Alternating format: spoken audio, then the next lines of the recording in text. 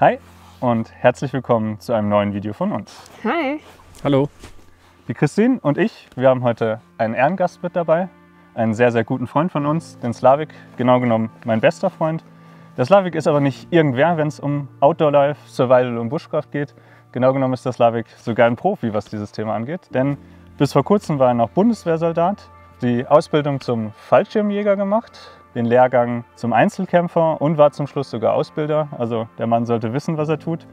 Und wir wollen mal heute gucken, mit vereinten Kräften, Slavik berufliche Erfahrung, sein Wissen, seine Fähigkeiten, unsere Erfahrung und Wissen, was wir uns in den letzten Jahren Outdoor-Life angeeignet haben, wie gut wir hier draußen zurechtkommen. Ja, was haben wir heute vor? Wir wollen hier draußen im Wald überleben, leben, die Nacht verbringen. Das heißt, unsere erste Herausforderung wird sein, einen Lagerplatz zu finden. Jeder von uns kennt ein paar Tarp-Setups, die wir notfalls verwenden können. Wir haben uns aber zusammen was überlegt, was wir heute mal probieren wollen. Wir haben es erst theoretisch durchdacht und es wäre auch der richtige Platz dafür notwendig, um es überhaupt umsetzen zu können. Schauen wir mal, ob wir den finden. Die viel größere Herausforderung wird es aber sein, hier draußen ein Feuer zu entfachen. Wie man unschwer erkennen kann, wir sind hier im Wald und es liegt Schnee. Die letzten Wochen hat es hier fast durchgängig geregnet, das heißt, alles ist sehr nass. Dann ist es auch noch eingefroren und jetzt liegt auch noch eine Menge Schnee oben drauf. Also hier was Brennbares zu finden, wird schon eine Herausforderung sein. Wir sind nicht komplett unvorbereitet. Auch als Profi sollte man nie unvorbereitet in so eine Situation reingehen. Wir haben notfalls was mit dabei, aber wir wollen erstmal versuchen, ob wir es schaffen, nur mit Feuerstahl, Messer, Säge in einem Hoboofen ein Feuer anzumachen, um uns dann darauf, wie man es von uns beiden gewohnt ist, ein leckeres Abendessen zu kochen. Wir sind sehr gespannt, wie gut es klappt. Ihr werdet es gleich sehen. Los geht's direkt nach dem Intro, also bleibt unbedingt dran.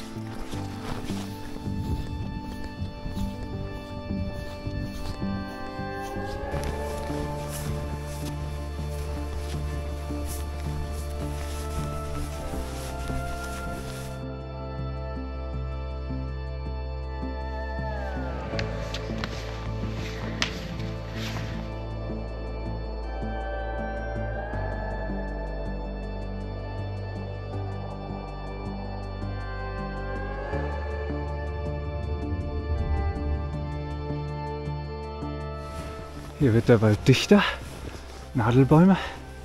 Hier gehen wir mal rein. Gucken wir uns mal an.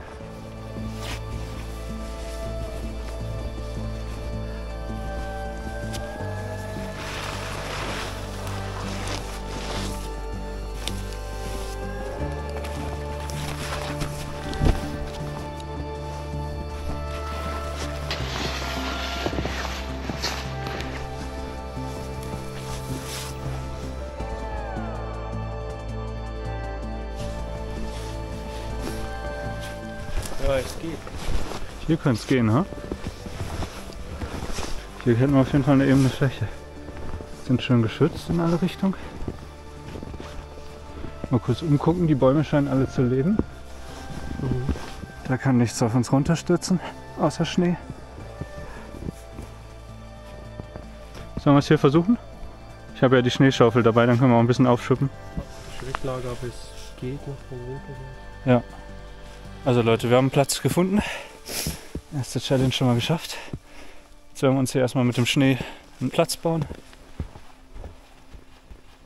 und dann das Tarp errichten.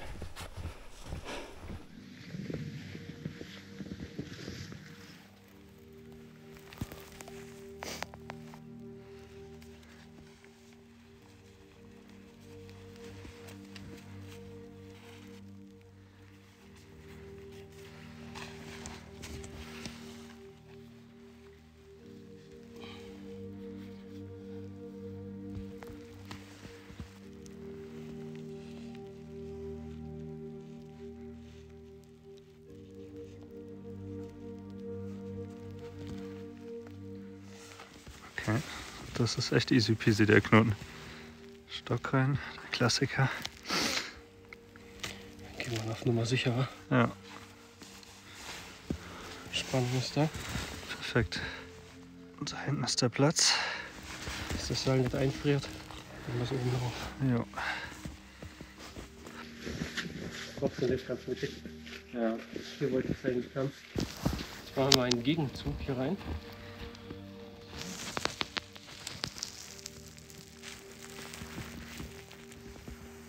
Da hinten ist das Paracord am Baum. Und es ist nicht ganz hier rausgekommen, wo wir es haben wollen würden. Was hätten wir gemacht? Wir hätten es einfach hinten nochmal neu gemacht. Was macht der Profi? Ein Gegenzug am Baum.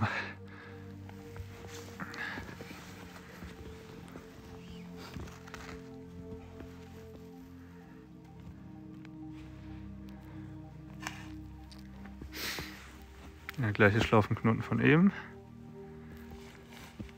Durch und auf Spannung ziehen. So. Slavik sucht noch einen Stock, den er wieder da reinsteckt, aber das Ergebnis ist schon zu sehen. Das Hauptseil ist jetzt weiter links, damit mittiger über den Platz, wo wir es haben wollen. Und kleiner Nebeneffekt, stelle ich gerade fest, ist auch noch, dass es dadurch mehr auf Spannung ist. Das ist echt ein guter Trick. Denn hier wollen wir hin. Und jetzt haben wir hier vorne, ich weiß nicht, ob man es sieht, hier die Umlenkung drin.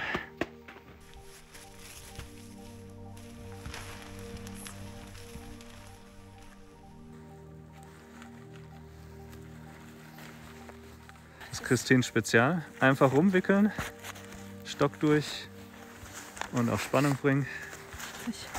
Ganz so schön wie mit einer Schnur, aber es hält auf jeden Fall. Genau, und dann kann man nämlich ein bisschen flexibler auch im Nachhinein das noch festmachen. Das ist jetzt die zweite Schlaufe Ja. von der Mitte aus. Hier kommt der Eingang hin. Ja. Gewicht für Heringe haben wir uns heute gespart. Beim Schnee funktioniert auch gut so ein Stock.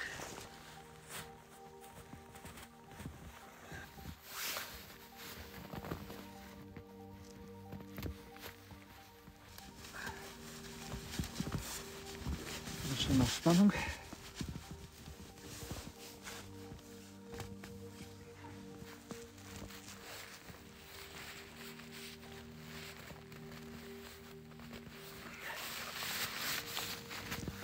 Jawohl.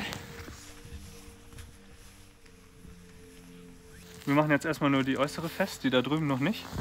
Weil wir wollen dann in die Richtung gucken, wie wir Slaviks Tarp aufbauen. Um die dann irgendwie ein bisschen miteinander verbinden zu können.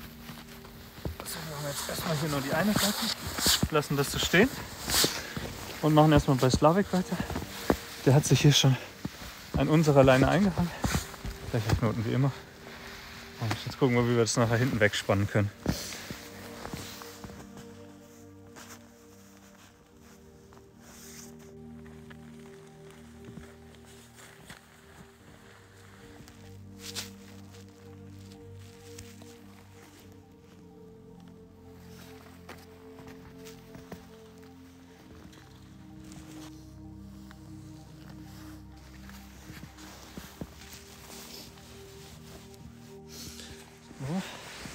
Das ist schon mal eine Seite. Jetzt soll hier drüben das andere quasi so dran. Slavik bindet jetzt seins hier nach oben fest. Ja, das könnte passen. Lass erst mal probieren, mach mal fest.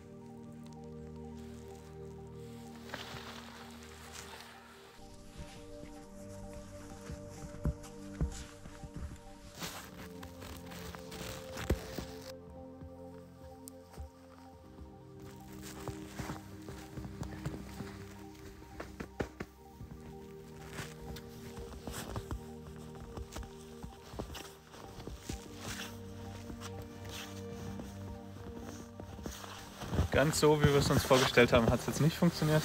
Der Platz ist ein bisschen zu klein. Aber trotzdem, das Endergebnis ist ungefähr das, was wir haben wollten. Hier das etwas größere für Christine und mich, da drüben das für Slavik. Hier ein großer Eingang, trotzdem hier in die Richtung geschlossen. Wir können dann nachher hier und hier sitzen, da unser Feuer machen. Die Schaufel brauche ich jetzt gleich noch, um den Platz ein bisschen ebener zu machen, aber zum Schluss spannen wir die dann noch hier rein. Und dann kommt auch das ein bisschen höher und dann hat man hier wirklich viel Platz, wo wir nachher zusammen sitzen, essen, kochen können und später viel Platz, wo man auch geschützt ist zum Schlafen. Sieht schon richtig gemütlich aus. Oh ja.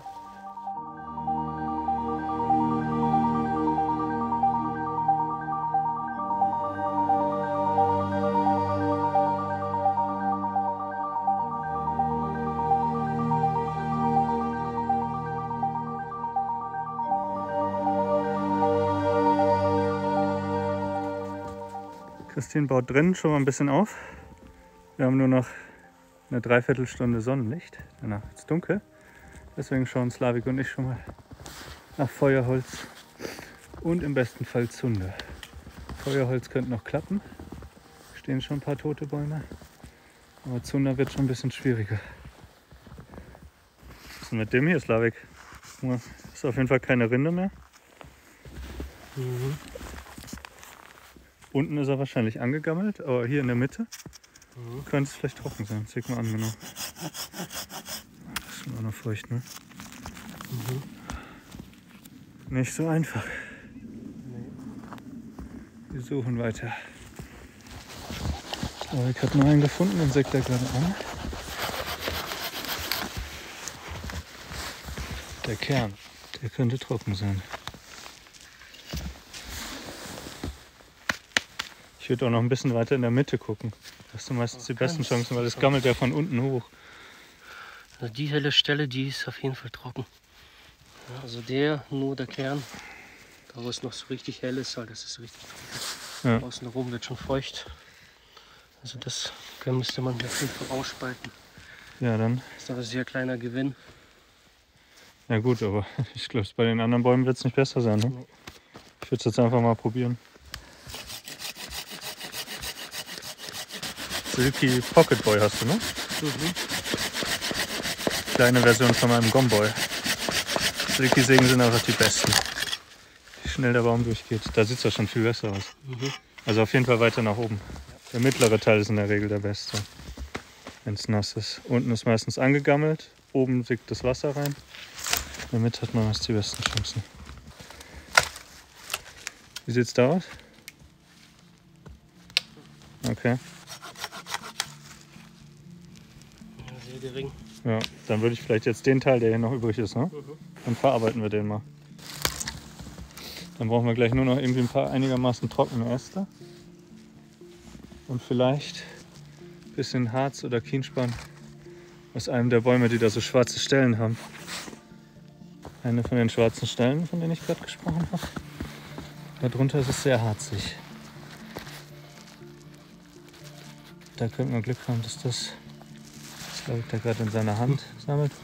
Ich rieche sogar schon bis hier hinter der Kammer. Es riecht schon sehr intensiv nach Harz. Das können wir mal ausprobieren. Ja. Nebenläufig, ob das gut brennt. Genau, sonst wissen wir, das ist nicht weit weg, dann können wir hier noch mehr holen, wenn das funktioniert. Feste Matte.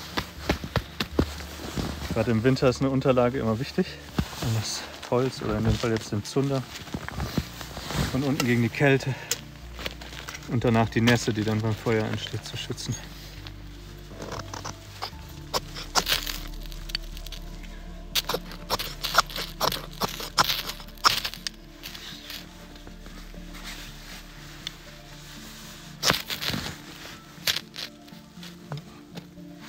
Echt was, ne? Ist ja gut feucht halt noch. Ja.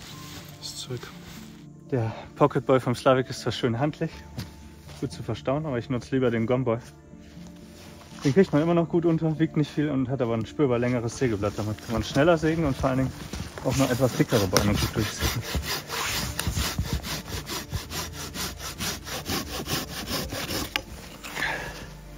Hier drüben schon mal angefangen zu sammeln. Stehst auf dem Haufen. Die paar wenigen Äste die hier dran waren, die zumindest teilweise trocken sind. Da müssen wir gleich mal gucken, was wir davon tatsächlich verwerten können. Viel wird es nicht sein.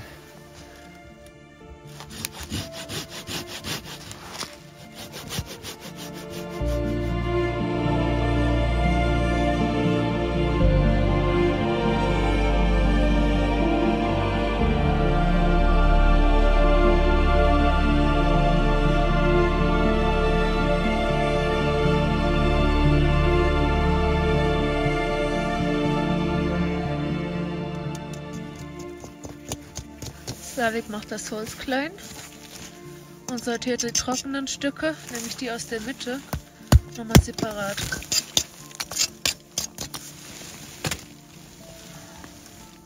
Die trockenen Stücke hin.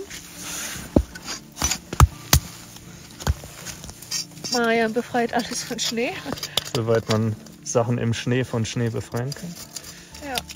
Das ist auch schon ziemlich frostig. Ich muss gleich mal noch das Thermometer aufhängen. Stimmt, das Thermometer, ja. Bin mal sehr gespannt.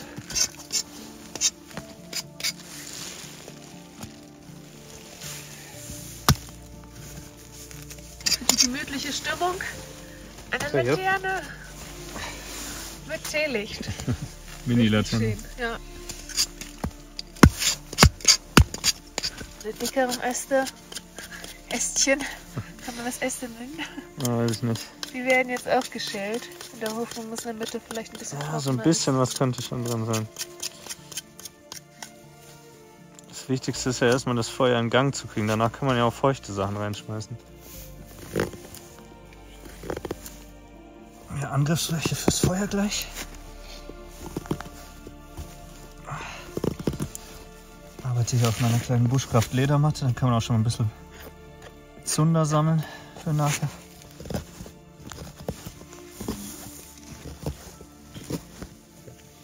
Hier drüben haben wir auf Slaviks feuerfester Matte schon mal das trockene Holz, wie eben gesagt. Hier feuchtes Holz. Auf meiner Lederunterlage bin ich hier fleißig am Schnitzen, schon mal ein bisschen was sammeln. Wir haben auch noch mal eine feuerfeste Matte dabei gehabt und da baut der Slavik jetzt seine Bushbox Titan auf. Bin mal gespannt. Ich habe die noch nie in live gesehen, aber die sollte ein bisschen größer sein als unser Hoboofen.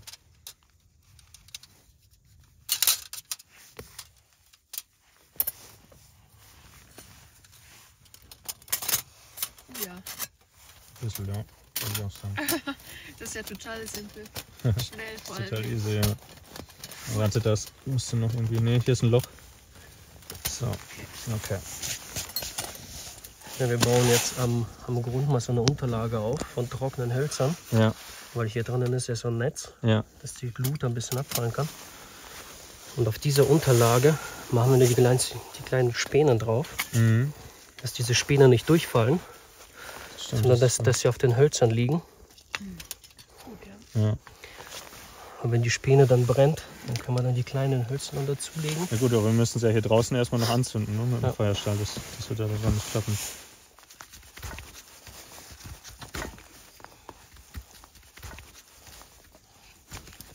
Schön der trockene Kern.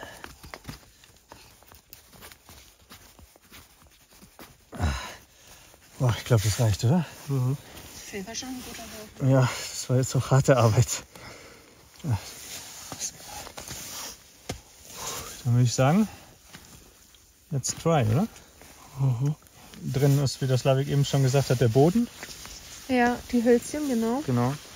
Auch noch ein bisschen was klein gemachtes ist auch schon drin. Und sobald es brennt, kommt dann ein bisschen was oben drauf. Okay.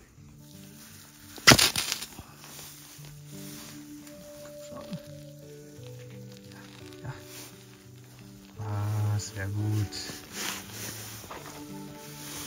Sehen wir, ob es nicht sogar funktioniert, wenn das jetzt da rein ist.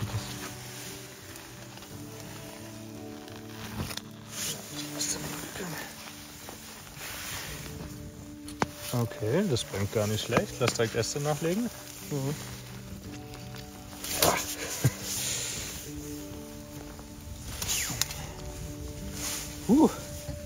Also Geduld ist der Schlüssel zum Sieg. Wir haben jetzt so viel geschnitzt und so viel da reingelegt. Schaut schon mal gut aus. Wir haben ja jetzt ein bisschen trockenes Holz, das reinkommt. Und wenn das brennt, Dann können wir nach und nach das Feuchte dazugeben. Dann können wir das Feuchte schon mal hier dazulegen. Ja, und dann mischt man immer so ein Wird bisschen. Das schon mal ein bisschen antrocknen. Ja. In die Buschbox herum ein bisschen. Du kannst auch aufrecht stellen. Genau, kannst du so ein bisschen dran lehnen, Slavik. So. Ja, das ist eine gute Idee. Direkt dran stellen, genau, dran lehnen. dann trocknet das und dann machen wir später einfach eine Mischung. Dann kommen immer 2 trockene und ein nasses mit rein.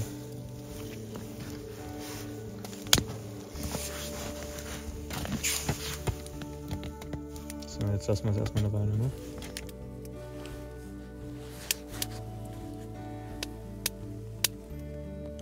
Mit dem Feuer klappt es echt richtig, richtig gut. Ich muss ehrlich sagen, hätte ich nicht gedacht, dass wir es so gut hinkriegen. Wie gesagt, es war harte Arbeit, aber harte Arbeit lohnt sich meistens auch. Außen das Holz am Feuer zu trocknen funktioniert auch. Hier so manche Stellen, das Braune ist sogar schon leicht angekuckelt. Wir haben es nochmal umgedreht und es wird auch recht schnell trocken. Also wenn wir die Sachen reingeschmissen haben, werden wir auch draußen wieder was Neues drumlegen. Und wir haben jetzt hier echt schon gut funktionierendes Feuer. Und deswegen sehen wir die Christine hier drüben. Genau, ich bereite gerade schon mal alles vor. Heute gibt es nämlich eine mexikanische Hühnchen-Reispfanne. Da reinkommen Gewürze Standard, ihr kennt uns, Knoblauch und Chili. Mit Hühnchen natürlich. Am Ende kommt Käse noch rein. Frischen Kräutern, Koriander. Lauchzwiebeln, Paprika für ein bisschen Gemüse, ne, muss ja auch sein. Eine Salsa-Soße. Mais, voilà, egal. Und natürlich Reis und auch der wird nachher gekocht in der Pfanne in Hühnerbrühe. Ja, ich habe vorhin unsere beiden größten Challenges genannt. Die haben wir beide bestanden. Lagerplatz ist da, Feuer ist da. Die nächste große Challenge, die jetzt noch übrig bleibt, ist in unserer 2-Personen-Pfanne, die da hinten steht, diese Menge an Essen für 3 Personen zu kochen. Ja. Wir haben zwar mit dem Philipp immer wieder mal was da drin gemacht, aber da war dann nicht das komplette Gericht da drin. Und jetzt ist es tatsächlich so, dass wir alles in dieser Pfanne machen müssen. Und es wird sehr spannend, ob das passt. Hier kann man immer wieder mal ein bisschen nachwerfen. Das läuft echt gut. Bleibt dann brennen. Sehr schön. Für Wärme ist schon mal gesorgt. Man merkt auch tatsächlich, wie das hier richtig schön ins Tab reinzieht, ne? Ja, schon wärmer hier. Ja. Slavik liegt draußen, der kriegt nichts davon mit. Aber Feuer ist Leben. Feuer ist Leben, das stimmt, ja.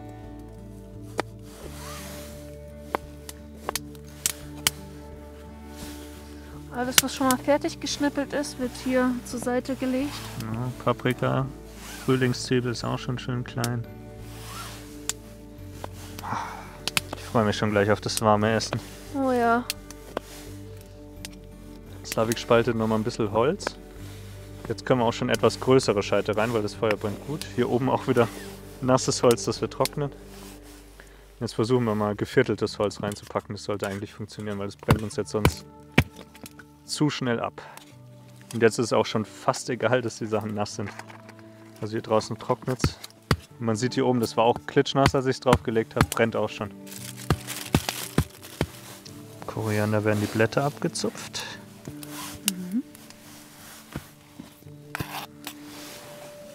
Hühnchen. Schon mal grob klein geschnitten.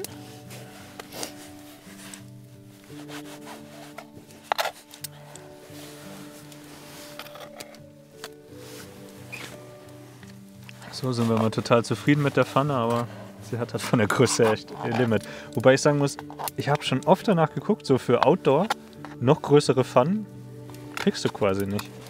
Die sind immer, das sind 25 cm Durchmesser, da hört es eigentlich immer auf. Falls jemand von euch, hier trocknet ganz viel Holz, die größeren Stücke auch schon, falls jemand von euch eine größere Outdoor-Pfanne kennt, also die jetzt nicht zu schwer und zu massiv ist, wo man den Griff einklappen kann, die aber nochmal größer ist als Durchmesser 25. Schreibt es gerne in die Kommentare. Ja, das hier oben, das dicke, das war außen auch richtig nass und das ist jetzt auch schon fast dran. Von außen, weißt du, das ist schon, der Kern ist ja trocken, aber von außen. Ja, und das ist unser Zielgrad. Ja. Dass man so wenig Arbeit wie möglich hat. Ne? Dass beim Feuer immer das Gleiche halt. Ne? Grundarbeit musst du schaffen. Und wenn die Grundarbeit gemacht ist, von Holzspäne, kleine Stücke trocken vorbereiten, die restlichen Stücke überlegen, muss ich die Kraft überhaupt verbrauchen?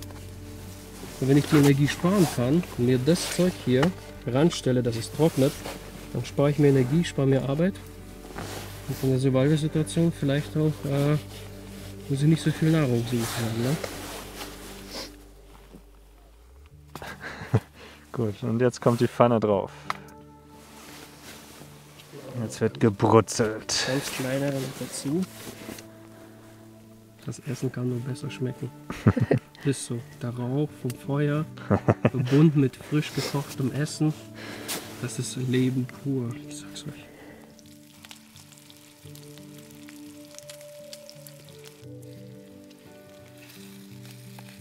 Was man hier so natürlich überhaupt nicht sieht, was wir euch so auch nicht zeigen können, zwischen den Aufnahmen vergeht echt viel Zeit. Wir sind die ganze Zeit nur am Arbeiten. Schaut euch an, wie Slavik da gerade am Hacken ist. Ich befürchte sogar, dass wir nachher noch einen toten Baum fällen und holen müssen. Also wir braten an dem Hühnchen jetzt etwa eine halbe Stunde oder vielleicht auch länger. Und der Reis braucht gleich auch noch mal mindestens 30 Minuten. Seid froh, dass ihr das alles im Zusammenschnitt seht, dass es schön schnell geht. Ihr seht nur die besten Sachen, wir erleben die schlimmsten. Essen bei diesem Wetter muss verdient sein. Ja, das stimmt.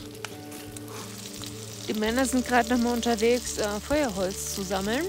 Wir brauchen gleich für den Reis noch über 30 Minuten zum Kochen, damit das Essen auch wirklich fertig wird. Lecker.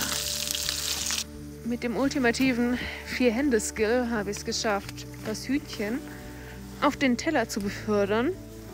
Dabei gleichzeitig das Gemüse, das auf diesem Teller war, in die Pfanne zu kippen. Dabei Knoblauch, Chili und Frühlingszwiebel auf eine Seite. Das muss nämlich zuerst vordunsten. Und Paprika auf die andere Seite. Mal kurz die Paprika stärker mit angebraten. Und jetzt kommt Wasser dazu.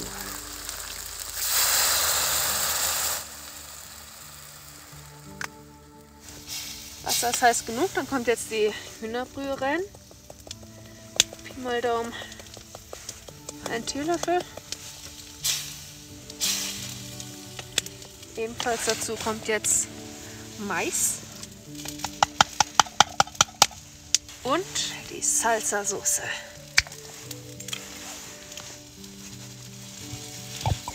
Oh ja.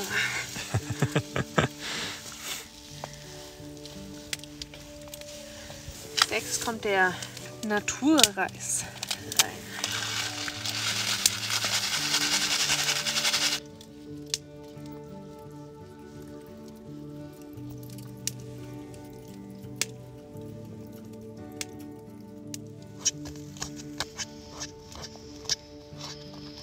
Das wird dann gleich, wenn der Reis fertig ist. Gleich ist gut. In einer halben Stunde. Für euch in ein paar Sekunden, für uns in einer halben Stunde. Wird es zum Warmwerden wieder untergerührt, zusammen mit dem Käse. Der Reis ist fast fertig. Das Fleisch muss noch mal warm werden, das kommt jetzt dazu. Rühren wir um, genau. Genau, ich halte mal die Pfanne fest.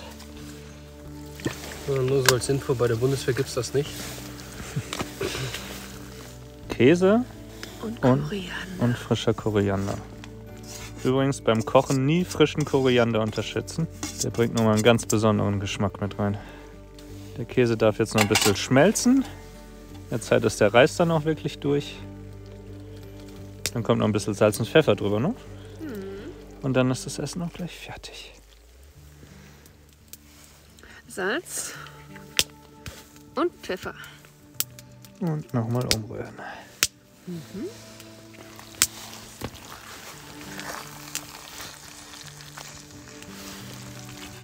Wir haben jetzt übrigens schon wahrscheinlich gleich 7:45. Sowas braucht auf jeden Fall seine Zeit. Rote Paprika, grüner Koriander, gelber Mais, dazwischen Reis und Hühnchen für die Proteine.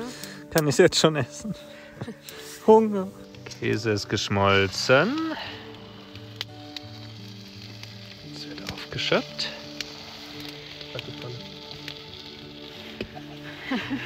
Ein Teller. Dein Tellerbecher. Das kann auch ein bisschen warm gehalten werden hier. Ja. Das ist der zweite Gang. Dann probiert mal.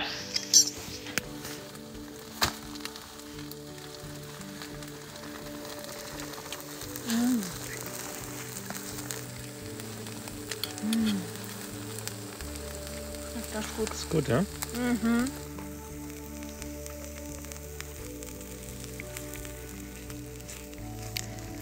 Wie schmeckt's dir? Also ich sag's mal so, das Warten hat sich gelohnt. Und wie immer bei solchen Temperaturen warmes Essen unbezahlbar. Mhm.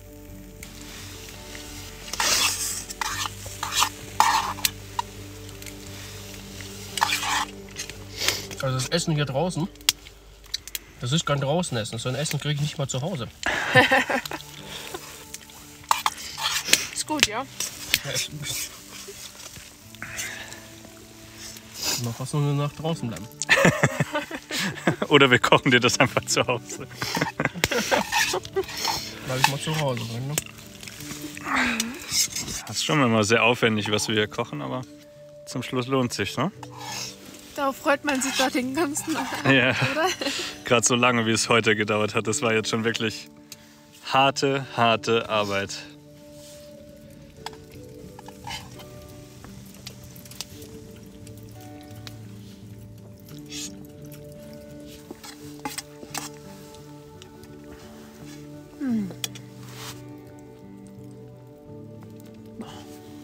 Das war lecker.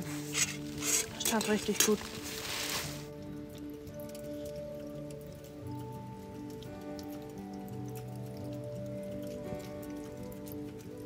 Wir haben jetzt kurz vor 10, aktuell schon -4.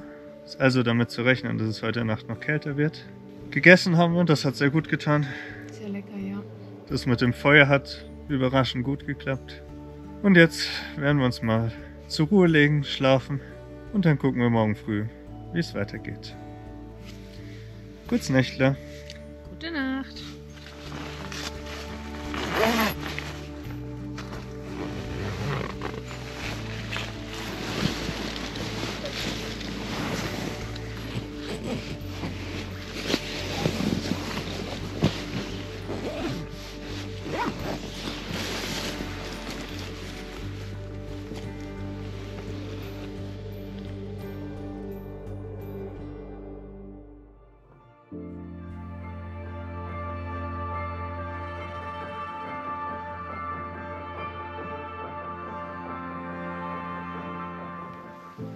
Guten Morgen.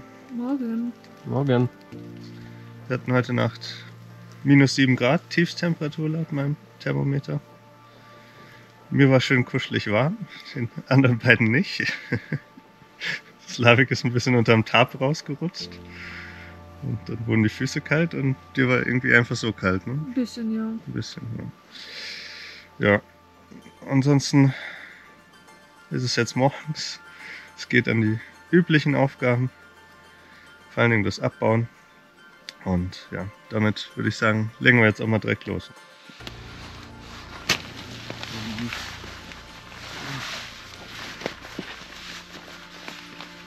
Ja, das Lager ist soweit abgebaut, die Rucksäcke sind auch quasi schon gepackt. Der Rückweg ist mehr oder weniger der Hinweg, deswegen werden wir euch den gleich ersparen. Aber das Video ist trotzdem noch nicht vorbei, es folgt gleich noch eine besondere Aufnahme hier vom Wald. Wir wollen uns aber jetzt schon mal von euch verabschieden, kurzes Fazit ziehen. Es hat viel Spaß gemacht, war aber auch sehr herausfordernd. Gerade gestern das Feuer machen war schon eine Herausforderung. Das Video wird es niemals so wiedergeben können, wie es für uns gewesen ist. Es war schon viel Arbeit, harte Arbeit. Slavik und ich haben lange nach Holz gesucht, wir haben lang geschnitzt gestern, um das Feuer dann überhaupt in Gang zu bekommen. Aber es hat funktioniert, es hat sehr gut funktioniert. Wir konnten unser Essen da drauf kochen, was dann auch sehr gut getan hat, wie immer bei solchen kalten Temperaturen. Und auch mit dem Lagerbau waren wir sehr zufrieden. Ne? Zwar nicht ganz exakt so, wie wir es uns vorgestellt haben, aber schon nah dran. 2 Tarps ganz gut miteinander verbunden, sodass wir viel Platz hatten und trotzdem noch einen guten Schutz. Und das hat schon sehr, sehr gut gepasst. Aber wie gesagt, wenn ihr mal sowas machen wollt, immer darauf vorbereiten, nie unvorbereitet in den Wald reingehen. Wir hätten auch noch für alles eine Notreserve dabei gehabt, also wenn irgendwas nicht funktioniert hätte, wären wir deswegen nicht verhungert. Uns hat es wie immer sehr, sehr viel Spaß gemacht. Vielen lieben Dank, dass ihr mit dabei wart. Und wir freuen uns natürlich noch mehr, wenn ihr es beim nächsten Mal auch wieder seid. Macht's gut, Leute. Bis dann. Tschüss.